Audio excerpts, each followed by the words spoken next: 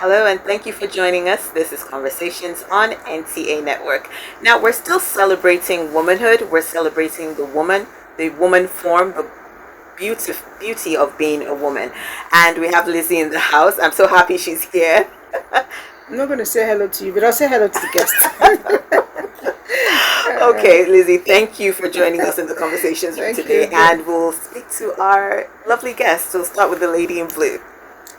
Hi, my name is Farida Haruna.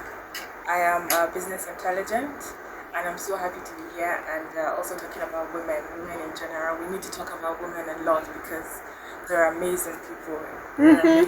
Thank you, Farida. Thank you. And I'm sure you will agree. And to the one man in the conversations room. I'm Bumila Dipo. I'm a gynecologist, and my business is women. Your business is women. And I love women. Okay, that's comforting to hear. We know we celebrated International Women's Day very recently, and in the conversations room, we plan to keep promoting women and the health of women. That's what we're going to be focusing on in a bit. But we'll take a quick break, so just sit back, relax, and let's take the break, and we'll be right back after this.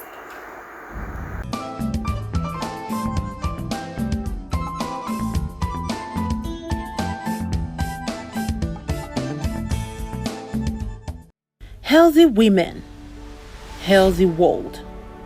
This is one slogan that embodies the fact that as custodians of family health, women play a critical role in maintaining the health and overall well-being of our communities, starting with herself.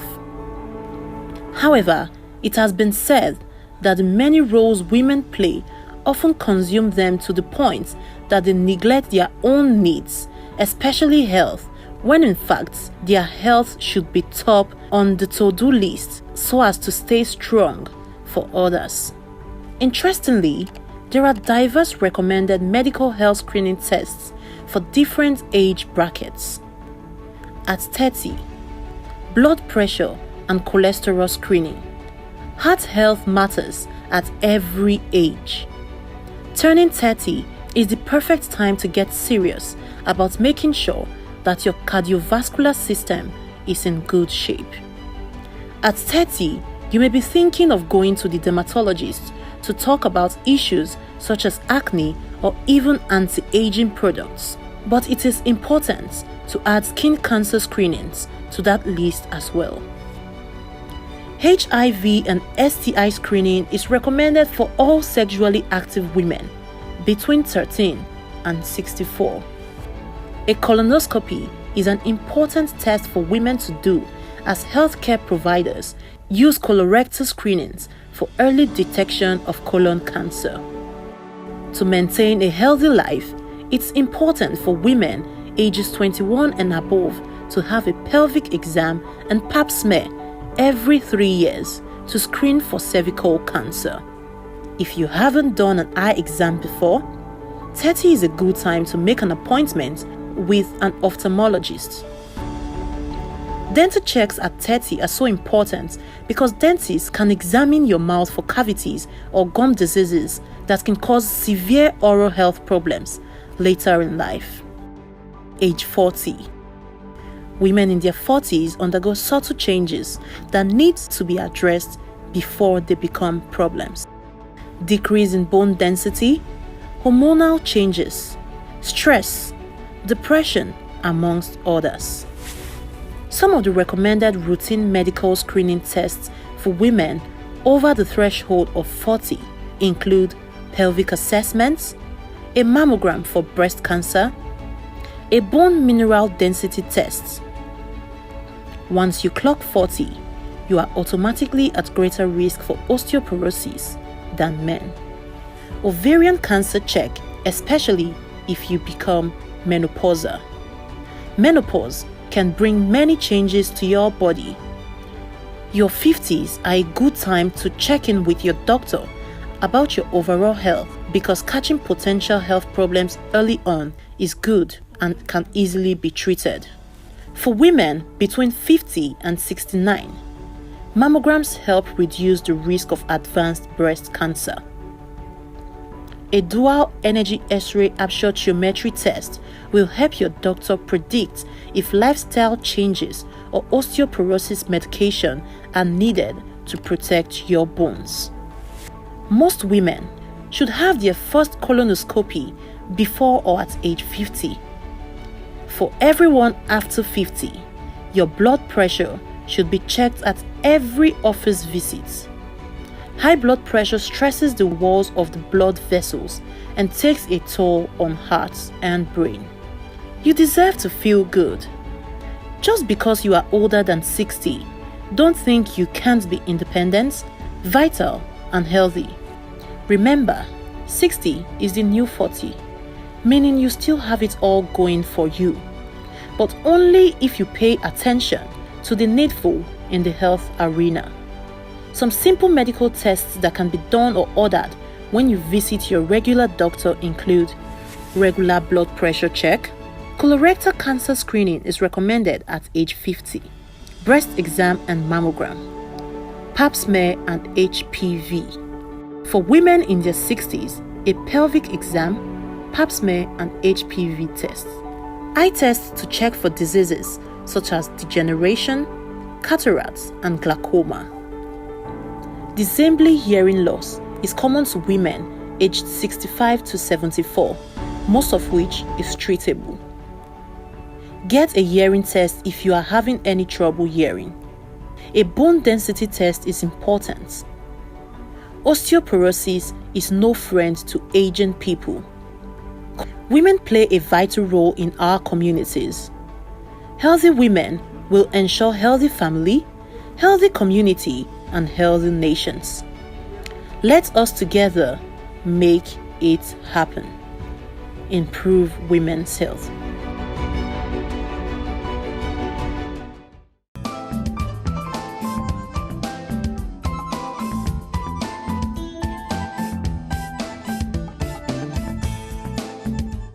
That was an enlightening feature on women and the necessary tests that we need to do as we get older, and I'm actually really moved by that, because there's some that have never really occurred to me. You know, the female form is hot today, cold tomorrow, bloated today, you know, they're just different things. So I'm wondering, at which point did you decide this is the direction you want to take? Because women, you know, the female body can be a bit tricky to understand, and it's different for each woman.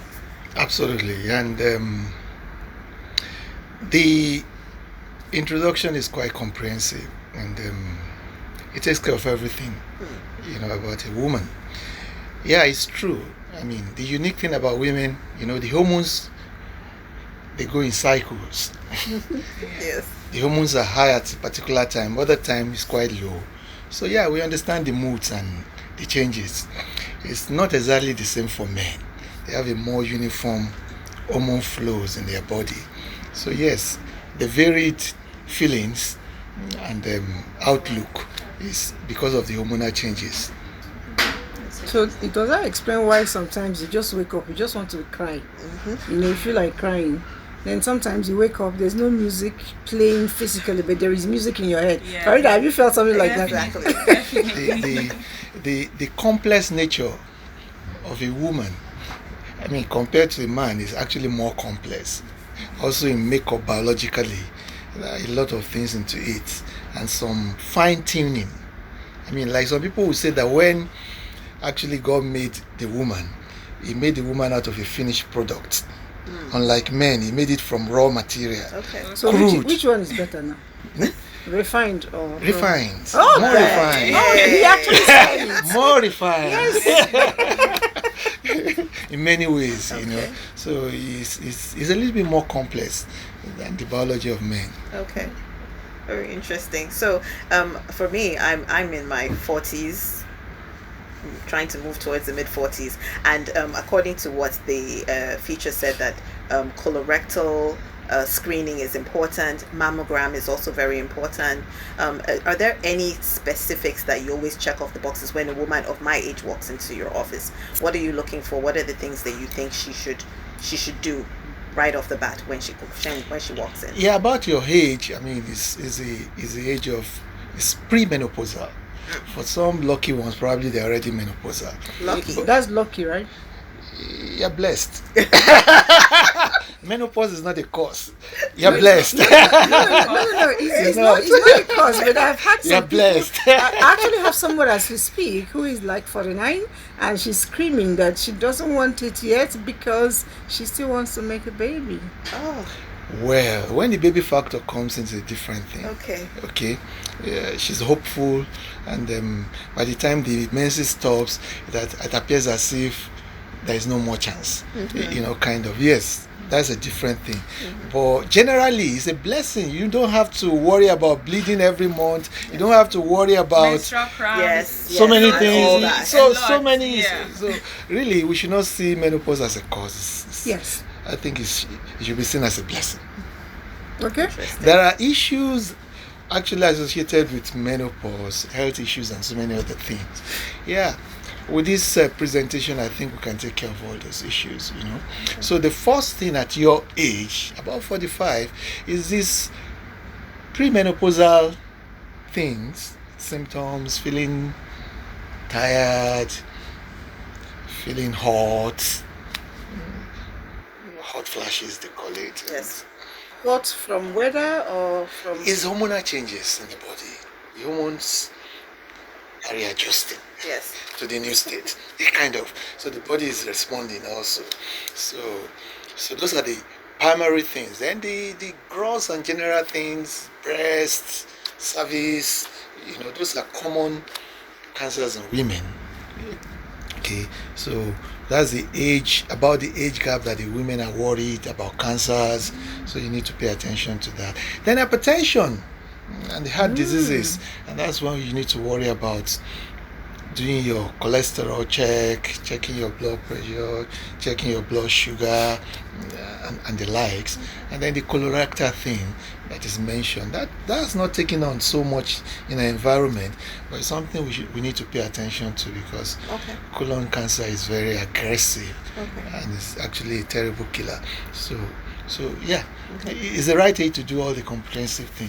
Check. Okay. I know, Farida, you would like to ask him a question? Yes, I would love to ask you a question. For me, when you talk about women's health, for me, the most important stuff is mental health. Yeah.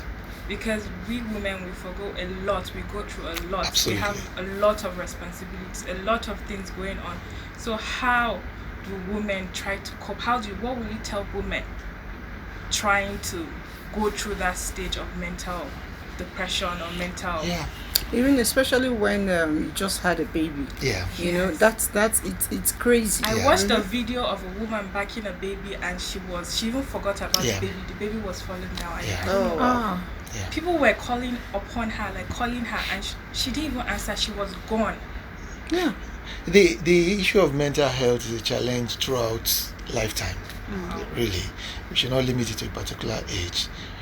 Children in puberty having their own challenges about the body form, being accepted, somebody calling them you are too big, you are too slim, Yeah. Body shaming. all kind of. Oh my God. So it's virtually all true. And then you mentioned the postpartum blues. It's common after delivery. Some women who have some psychological issues, and we call it postpartum blues. Get depressed. Some, it can be real outright psychosis, Wow. like getting real mad. I used to see women were amazing beings because Amazing. I agree. Amazing. Amazing. I mean, what builds up a woman is a lot more complex, and a lot goes into building up from their gene to everything about them is special. It's not the same gene that women have that men have. Okay. A man cannot be a woman. It's not possible, but a woman can be a I man. hope nobody will be offended. But we can be.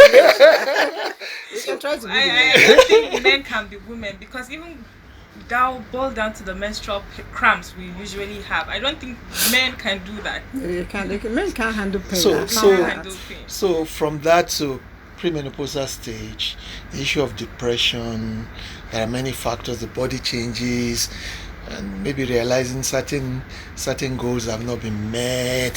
So many pressures all about. In our contemporary society before now, probably we had certain shock absorbers in our culture that takes care of all these things. Such as? family. Okay. Family relationship used to be very strong.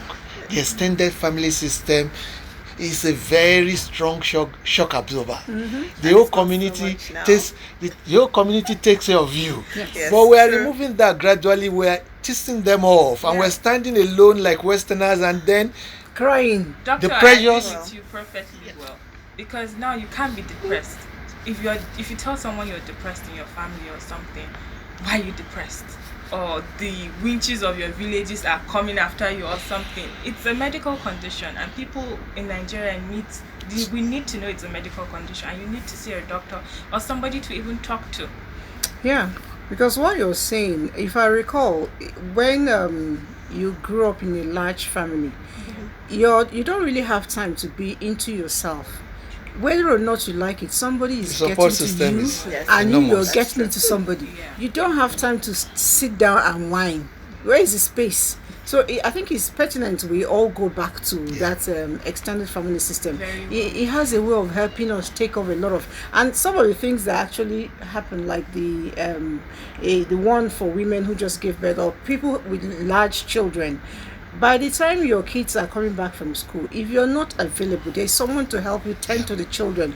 But if you're living that isolated life, it's only you doing the school run in the morning, only you doing it in the afternoon, only you doing the cooking, only you're even scared of your shadow to come to your house as house help, because you're living isolated lifestyle. So I think it's important we begin to expand a little bit the way we used to. But I'm still wondering, back to the female business. Within the past few weeks, I don't know, I have heard a lot of women, middle-aged, complain about infection.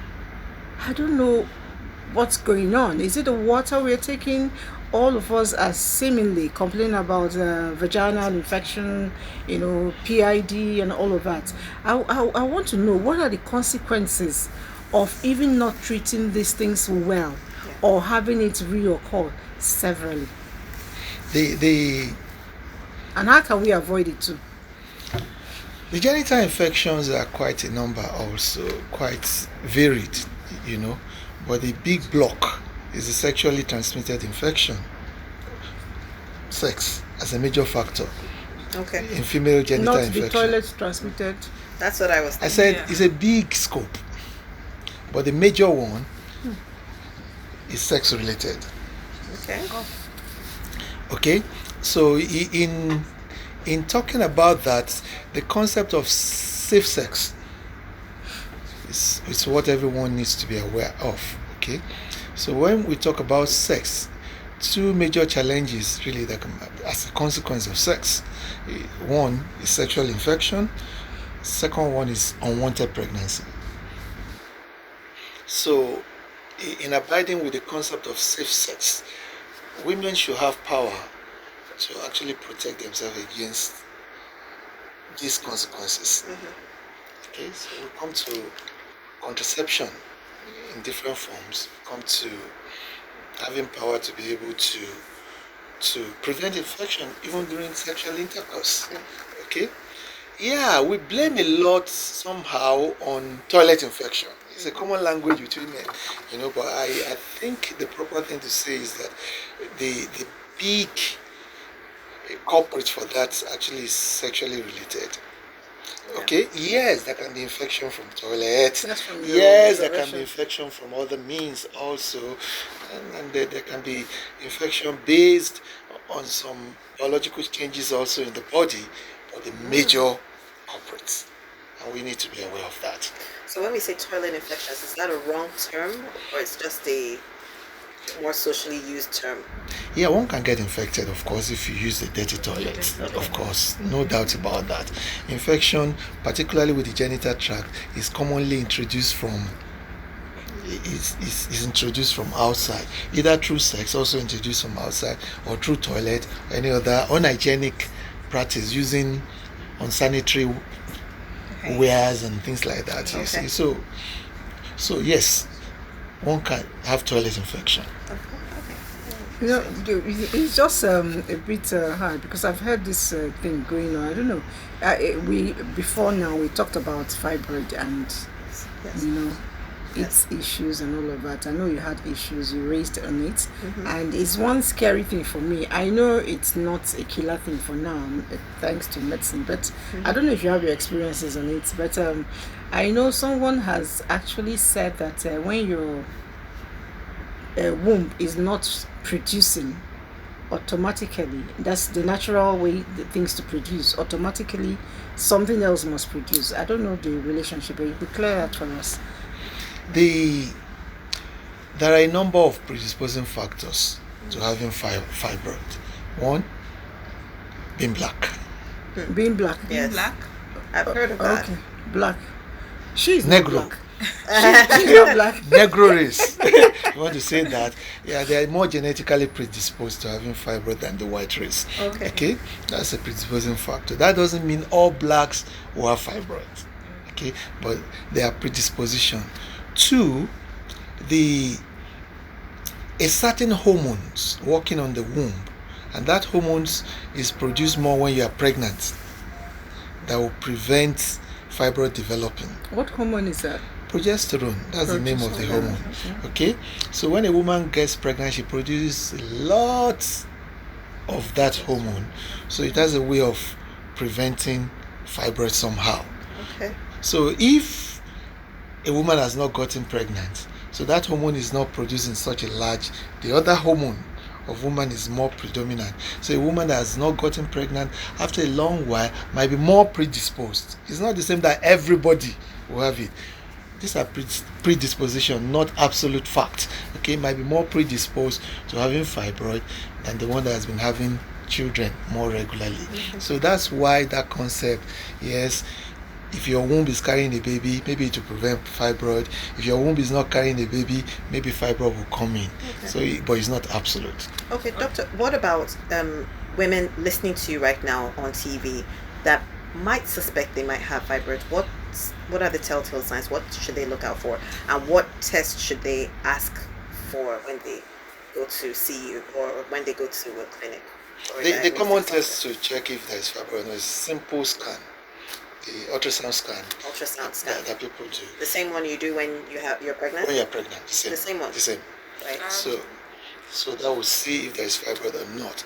Fibroid is quite common with black women. Some people estimate the range is between 30% to even some saying 80% of black women carrying fibroid.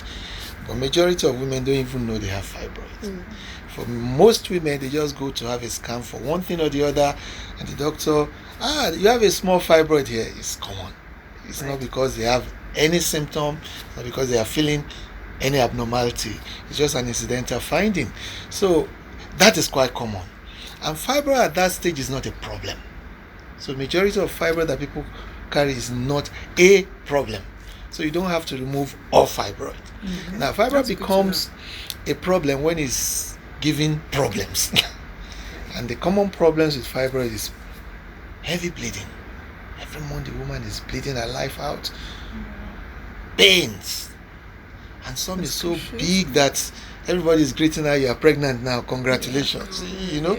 So those are problems. And those are the kind of really also it might actually prevent getting pregnant. Okay? Prevent? It might. I thought it was the removal that prevents. We've heard so many stories. The removal might help her get pregnant. The removal might also prevent getting pregnant. So it depends on how it goes. Kind of. So, if the fibroid is giving problem, by virtue of the heavy bleeding, the pain, the size, yes, that might warrant having to remove the fibroid. Okay, if not, you don't have to. It's not giving any problem. Since we're talking about fibroids, I want to try and slant a little bit to PCOS.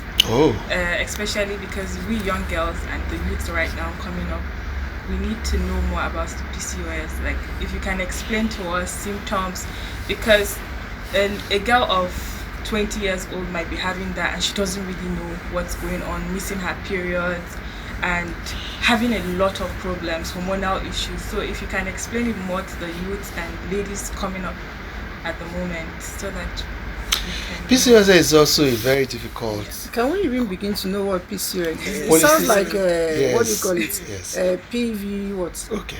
The Polycystic ovarian syndrome. Okay. That's the medical name. Okay. And shortened to be PCOS. Okay. It's actually it's an enigma also to medical science. Okay. It's not so clear in many ways. Even the definition of it is not so straightforward. Wow. All right. And so there is a consensus now by the experts to define it, which is also not so straightforward. They have major criteria, they have minor criteria, because it's very polymorphic. It doesn't have the same pattern. It's so varied. Say PCOS, the woman might be big or fat. PCOS, the woman might be slim. Okay. Okay. She might PCOS, the woman might have some facial hair or suit. PCOS, she might not be a suit. True. PCOS, you might do a scan. You see the ovary has a particular pattern on scan. PCOS, you might not see that pattern. Wow. So it's really an enigma. She might give birth. She might not. Give Some, birth. yes, her menses might not be regular. Yeah. She might not ovulate regularly. Yeah. Some might have issues of problem getting pregnant and having babies. Some might not. But at the end of the day, this is so confusing. Oh boy. So It's so PCOS, confusing. How do we even begin not to have it at all? PCOS, yes, can be that confusing. Yes. So that's why to define it now, it has to do with a consensus. Several experts came together. How do we even define this thing? It's so bizarre. I even read somewhere it was genetic. Is it true? Yeah, there are genetic predisposition to it. No doubt. Okay. Yes, there is. Okay, so how do we define this PCOS? Now they came out with criteria. Some they call them major criteria, some they call them minor criteria. Okay. So before you make a diagnosis, a woman should have at least two major criteria and one minor criteria. So they listed them out in those. So if you see this and this, so it's not uniform for everybody. Okay. That's why it's a list, and then you tie it together. And it's a complex hormonal issues that is also associated with metabolism. You know, in a way, some of them are predisposed to having high blood sugar. That's a problem with it. Some of them are predisposed to having so many other hormonal things. So it's not well. So you have to see that individual and know the type of what she has, and to actually provide the solution to what her problem might be. We don't have like a general medication for it at the moment. Not even medication. I need something to prevent. Yes. I don't want to go near the corridors. It's always difficult to prevent a thing that you don't know is caused. And since it's genetic again, it's always very difficult. But what you can just do is some lifestyle modifications, because diet, exercise, lifestyle should be correct. Diet does a lot of wonder. Somebody said your food is your best medicine, and I agree with that. Okay, because if you can prevent certain things early on in life by your diet and things like that, we're actually cutting a lot of problems, and probably that's why PCOS is becoming a common language now that you just spoke about it, because our children are more obese than when we were younger. Mm-hmm. true. Somebody did a study in Abuja, went to school, secondary schools, and came out with a publication that 80% of the children in secondary school are overweight. 80%. Wow. 80% A very large That's a percentage. large. are overweight. That's cutting problem for what we're talking about. Yeah. PCOS is there, diabetes is there, hypertension is there. We're cooking something for the future that is dangerous. Wow. Okay, if we don't do anything radical about it, you know, it's to many people it's a sign of affluence to give all these things that are not good my child is nutrition. very chubby. Yes. Yes, to give all these things that are not nutritious to their children.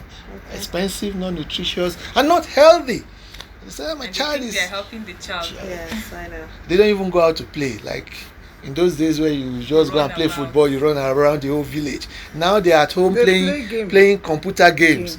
So there is a big risk. All right, These are yeah, issues. okay, I want to So go- you have quite a number of messages coming in. The first one is asking that please can an infection prevent a woman from conceiving? Absolutely. And another one is asking if you could shed some more light on staphylococcus. I don't understand the meaning of absolutely. Yes, it can. Okay. The infection in women is more subtle compared to men. Genital tract infection, particularly sexually transmitted infection, in men is more obvious. You have pain passing urine, something will be coming out. You have gonococcus. That's what they call it. If you have been to the garage, gonococcus and staphylococcus. We'll get back to that. When you see those people talking and advertising their remedy, so it will seek remedy. But it's not so obvious with women. Infection is there, so subtle, so quiet, and it's spreading. And by the time it ascends and get to the end, to the tubes of the genital, it will block it, damage it permanently. So when you begin to talk about blocked tube, a major reason for the blocked tube in women has to do with infection. That's the major reason. And that's permanent damage to those tubes. Once that is damaged, yes, she won't be able to get pregnant, except she's helped in one way or the other. Okay? So we're speaking of prevention and possibly a cure too. How often should we do the smear test? Is it swab or the smear pap test? smear. Yeah, the pap smear. Pap smear is actually a test for cancer. Right. So which one do we do? Like you said, is not obvious in women. So how do I get to check? Do I have infection since I'm sexually active or not? And how often do I get to check that? Yeah, if you notice any change, it's just paying attention to yourself. The discharge I'm having is completely different from what I used to have normally. Don't just keep it and say it's normal, maybe it's increasing. No, pay attention to that. See a doctor who will examine you, probably take a swab to see if there's an infection going on or not. Okay, and then he'll be able to give you the proper remedy, okay, as soon as possible. Or if you keep it doesn't matter. After a while, you just accept it's normal for you, and before you know it has done its damage. So it's just to pay attention. But it's not that each time we go to check, they always tell us you have staphylococcus. Is it not the staphylococcus thing is a common thing in the non-medical cycle. It's not medical cycle. Now let's talk about that. It's so important to talk about that. Yeah. Staphylococcus is such a bacteria, a germ that is so common. It's everywhere. It's on your skin. It's everywhere here. Okay? To look at my skin. It's everywhere. It's normal. Okay. It's very common. It's called staphylococcus. Okay? Now, in this culture system, when you take a swab or something and your culture, any contamination in that lab will grow staphylococcus. Okay. Having staphylococcus as an infection is a deadly infection. It's not the kind of what they talk about at the garage.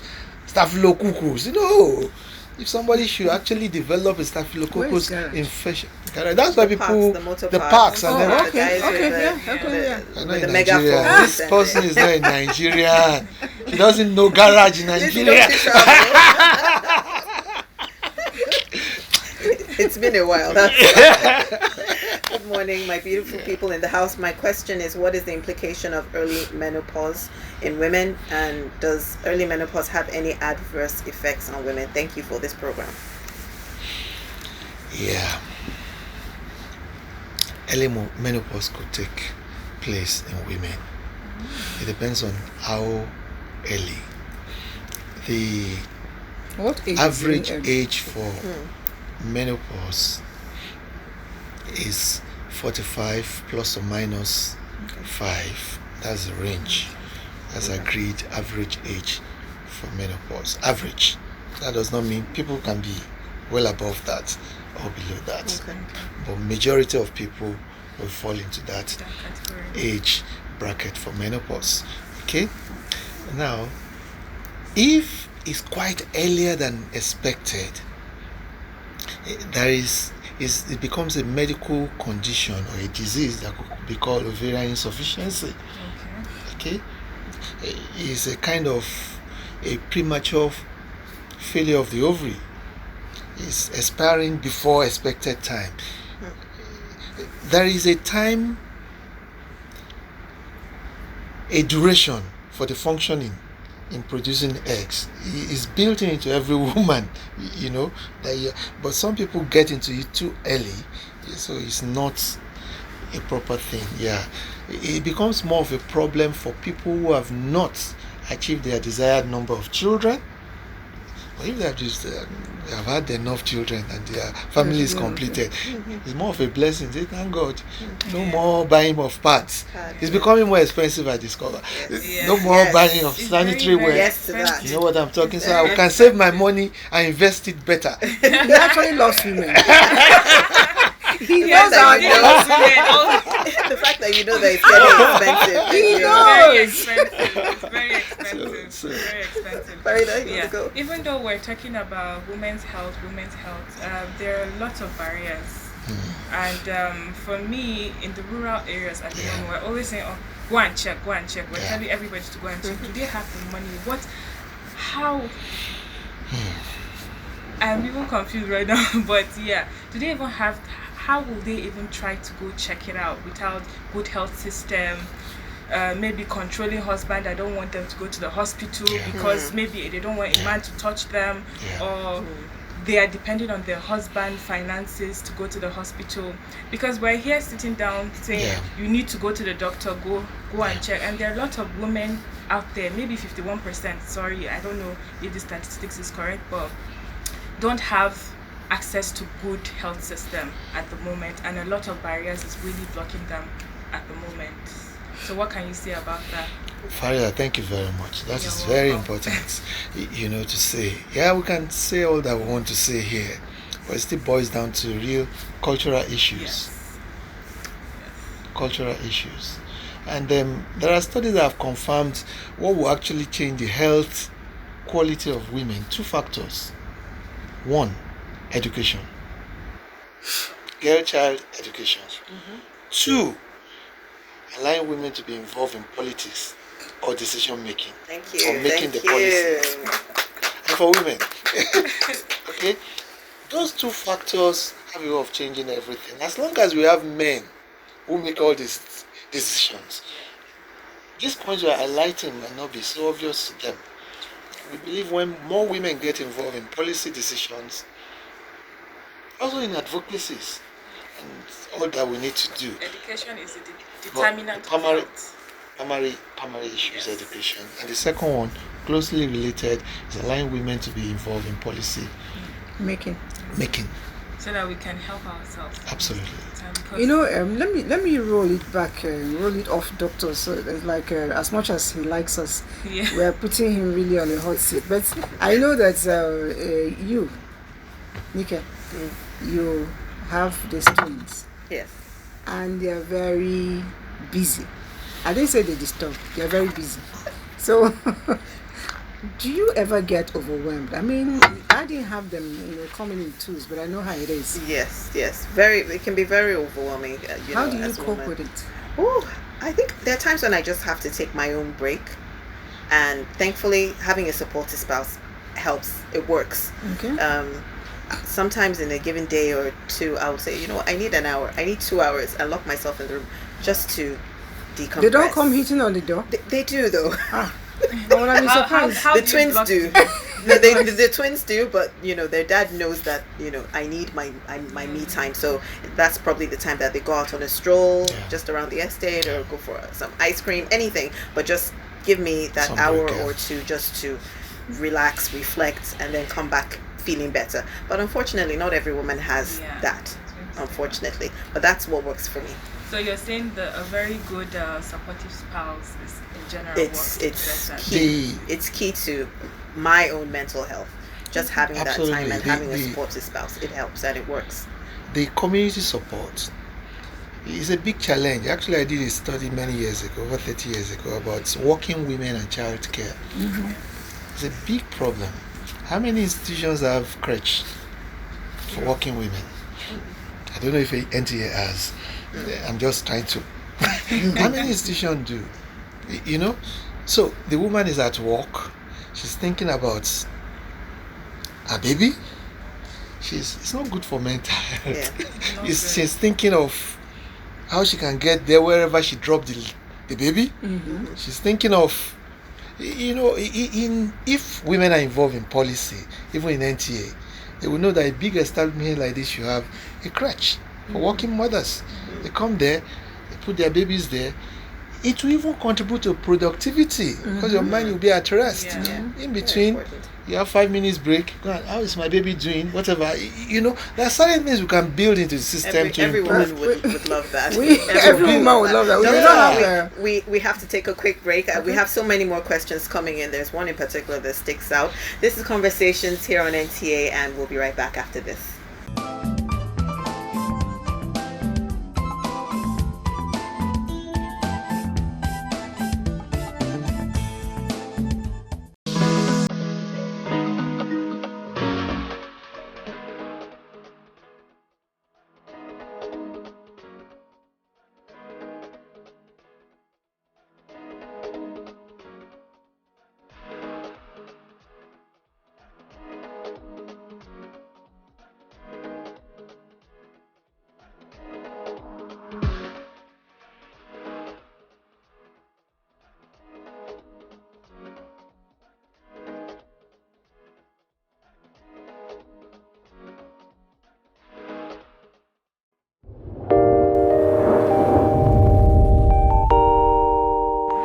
When there's a child out there that's not getting the same that your own child is getting, the difference will tell, and there will come a time in the society where that child is going to take its pound of flesh.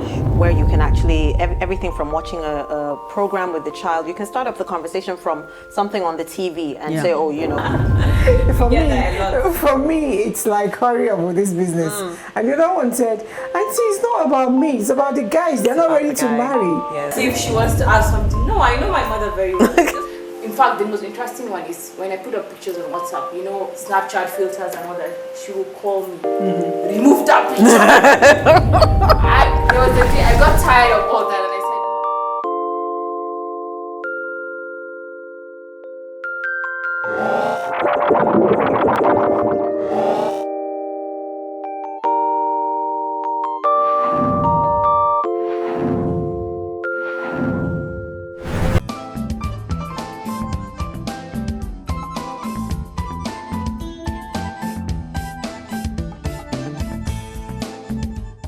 We're talking about women's health and celebrating the woman here on Conversations. Women's health. We have a question here asking about the V and that what causes it to smell, or how do you stop it from smelling? Doctor? What's V? Vagina, I believe. Oh, okay. So, the primary thing is hygiene. Apart from the general body makeup, if from diet to body form to so many things, but the primary reason might be hygiene. So for such person, there is need to pay close attention to hygiene first, in terms of how you take care of your private parts, your vagina, how you clean it. Now, the danger for some women using antiseptic to clean the vagina is more dangerous because you have some bacteria and also some other organism in the vagina that protects the vagina. So we shouldn't be washing with antiseptic soap? When you begin to use that, antibacterial, and some other perfumes and all kind of things that people they put in their vagina for it to smell nice and everything, they're causing more trouble because they destroy those. Does that work though? I don't know. Women do quite a number of interesting things. So or scent water or what kind of thing. Water. Okay, I know. What kind of things that they use. So if you destroy the bacteria that is supposed to protect, you actually allow the dangerous bacteria to flourish, and those are the things that will cause more problems. So if you have to wash your vagina, you can wash with just bland water. You don't need to add Dettol or any other antiseptic, and clean it. And if you want to use soap to clean, you don't have to use antiseptic soap, just ordinary soap to just clean and things like that. Just paying close attention to hygiene. It will go a long way to help. Hygiene is key. Yeah. Farida, I know you had a question for the doctor. Family planning, it's a taboo in some communities, as you say. And what can we do What can you tell women? Education. Because Education. It's unfortunate. Well, I don't know if it's fortunate or unfortunate. In Nigeria, we have combined two things: our culture with religion. yeah, And then we use that as an excuse to do all kind of terrible things that we do all around. You know, say my religion does not allow, Family or my, plan. you know, all kind of. God say go out and multiply. you see So- a woman with a 1 year, like the babies are just like I know. Staircase. And the Yes, pressure, yes. the pressure, physical pressure, mental pressure on the woman. Because most cases, the men, some of them are also irresponsible. They don't care. They just leave the children for the women. So it put them under so much physical pressure, so much under mental pressure. You know, taking care of those things. So education first. Education will bring light and liberation. Deliver from all these things. Okay, I would rather want to talk a little bit more to our women. You know, I always preach about self-love. My reason for always doing that is you can't give what you don't have. If you don't love yourself enough, you can't begin to love another person. So I think our women generally should, you know, show themselves some love. And in doing that, you're able to extend it to your family. When I say show yourself some love, there are some of us women who are so interested, so engrossed in taking care of our family that we even forget to wash our hair. There are some women that will put weave on their head, you know, and carry it for 2 months. I'm like, what Forget are you it. doing? And you're telling the person your hair is smelling, said, I don't have time, I have to do school, I have to do this, I have to do that. By the time you crack dead, those children, another person will benefit from them. That's the truth. So I think we should pay a little bit more attention to ourselves. We don't have time to, I didn't say go to spa and spend money. Stay at home, do some local, you know, treatment, massage on yourself, and then feel good. When you are stronger, you're better able to take care of your husband. In your office, you're better able to produce. You're also better able to think. And I sincerely want to believe that when we have this weave on our hair for too long, somehow it affects your thinking faculty. I don't know. That's me thinking. Because you keep hitting head. I see some people doing this, you know. And I'll say, do I get your hammer? Remove it. Remove You're it. very right. It's true. Very right. Because you keep doing like this, even the skincare, you don't take care of your face. Before you know it, you're getting itchy, you're complaining about acne and all of that. You have a makeup, you go home, you run to the kitchen, you don't clean the makeup. You don't even wash your hand. And then you're complaining about bacterials. When you get home, go to your toilet, wash your hand properly. You know, wash off your face before you enter the kitchen. So that way you transmit clean food to your family even and to yourself. comfortable. You're comfortable, decongest a little bit. I mean, your clothes, remove them, and you don't need to wear makeup at home. That's me Who wears thinking. makeup at home? Oh, you're not.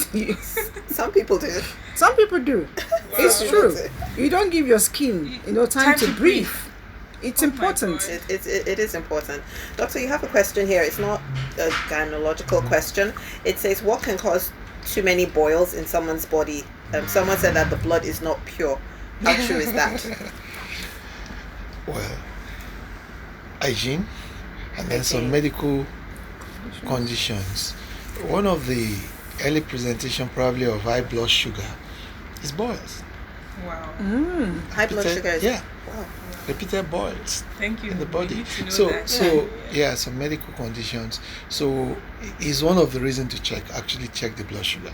Okay. You know, might actually appear that way. So yeah, that person needs to do a thorough check. I mean, if he's keeping himself neat, but the boil kept on coming, make sure the blood sugar is not too high. Okay. So hygiene and then check your blood sugar. Yeah. That's pretty interesting. Friday, do you want to throw in any last question for Doctor? I think we should go to have No, I don't have idea. I know that when she's doing that, she's actually telling us our time is up. But I still want to ask, you know, you mentioned going back to fibroid, as you talked about earlier. I recall that in the villages, the women will tell you, because you're no longer producing, you should keep drinking all those local herbs and all of that to keep the womb, you know, busy. and what do they call those? The pepper soup.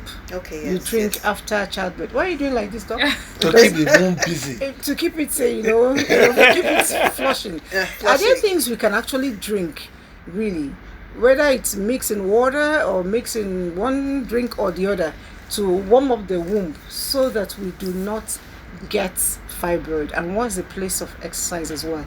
Do I do sit-ups? Will it help the womb not to grow things? Well, the sit-up actually is not working on the womb, it's working on your tummy. On your tummy. So there's a lot of difference, Okay. It's not related. By the time you get older, or into menopause, the risk for fiber is almost negligible. It has a lot to do more with reproductive age group, childbearing age group. So it's not a problem. As to drinking things after having a baby, there are all manner of remedies, and they say to get the bad blood out. I've had that one. Yes, that's it. And you take alcohol, you take Even if you tie the stomach, you tie it, what do they call tying belt? you take, and they use very hot water to heat the body and things like that. Yeah, some of them are dangerous. Some of them might be okay. Okay, if you tie your tummy, no big deal. Yeah. Just trying to make the tummy look We're smooth and actually whatever. But taking we're out of time right now. Thank you, Doctor, for the messages. Thank you to all of you that sent in messages here in the conversations room. Thank you, Farida, for all your so much input for as having well, me. and of course to Elizabeth for being so beautiful and giving your input. This has been Conversations here on NTA. Thanks for joining us, and see you again soon. Goodbye.